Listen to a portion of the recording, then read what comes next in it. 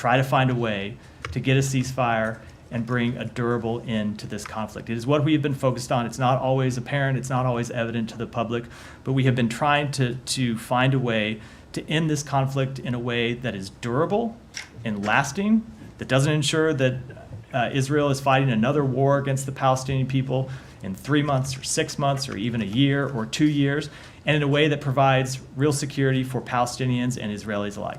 Can I just follow up Let me with just- Hold on a second. Yeah. You just said it doesn't ensure that Israel is going to fight a war against the Palestinian people. I thought the whole point was that they're not fighting the Palestinian people. It is a good They're fighting correction. Hamas. It is a good correction, Matt. I thank you. It is a war against Hamas. That unfortunately has had tragic consequences for the Palestinian people, but of Can I course. just follow up on a point that It wasn't, I don't think, a slip of the tongue. So you've said this before in relation to Kylie's question, which is that, you say that Hamas and Sinwar should bear in mind that what should draw them to a ceasefire is that Palestinian people are being killed. But your position is that no civilians, no Palestinian civilians should be being killed. So why do you raise that point, as a point of pressure on Hamas? It is just a point of actual fact. But it's, this is but your that civilians should not be being of course, killed. So, of course, but the fact you're raising it, the U.S. government raises this as a point of pressure on Hamas. The proposal on the table is a ceasefire.